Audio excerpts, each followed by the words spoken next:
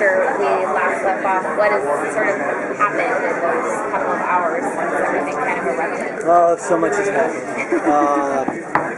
Yeah, well, I think it's like between 3 and 5 days, I think, that we're down, that we come back. But I wanted to be, I wanted to do some time just so we can have it register on people emotionally. But I wanted to have it be tight enough that you can kind of come in and pick up where things have left off, so we can see, how does Tara being arrested impact Jax? How does Clay going inside to ultimately meet his doom the way we set it up? What does that look like? How do we play that out? So that's sort of still where we're at, and we kind of see as the first few episodes unravel, who was behind all those things and why they happened. What are the main threats facing Sampro this season? Are they internal more, or external, or a combination? I think this season, I would say, I think for Jax, it's probably internal in terms of himself, and then a lot of external threats in terms of coming down on the club. There's not so much internal conflict within members this season. I think it's really more about what's going on with Jax in terms of dealing with the ramifications of everything that he's done. So his internal struggle, I think, is more than everybody should. But I don't think we're not doing it's not so much the dynamic between members like we've seen in the past. That makes sense. What is the status of Gemma and Nero and having them around full time now? What does that sort of mean for the club? I think that relationship continues to grow. I like, as dysfunctional as it may be, I think Gem is the person that when she decides to love somebody, she loves them big, and I think she's Nero's become that guy for her. I think she's the kind of woman who, she needs that in her life, and she embraces that, So I think I guess that's one of the, if there are any hopeful themes on my show, that might be one of them, is seeing that relationship kind of, navigate these waters. And is Jax still kind of opposed to that, or is that on the back burner? I don't think he's opposed to it. I think Jax, by the end of last season, has come to terms with that. And I think that,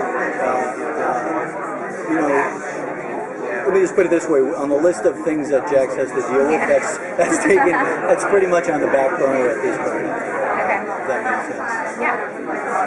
How much will the aftermath of Pope's execution play going into this season? Say that again? Of Pope's execution, how much will that play into this season? I think it'll continue to, obviously, with everything that's going on with Clay, and now this new relationship between August, Morris, and Jax. It's, how's that gonna play out? I think that'll have that'll continue to fuel the Clay storyline all season. In terms of what does that mean for Tig, and what does that mean, who will find out the truth. So I think that's all weaved in.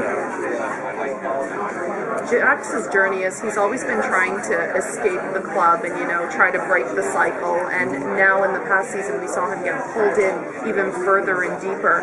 And it seems that it doesn't look like there's going to be any hope for him ever escaping. Is that still going to be? Well, I think, I think that, for me, Jax wanting to get out of the club was the dream. And that at the end of the day, when all that went down with Clay and he decided that he had to stay, in my mind was that, that ultimately, no matter what the reason was, Jax was never going to leave the club. You know what I mean?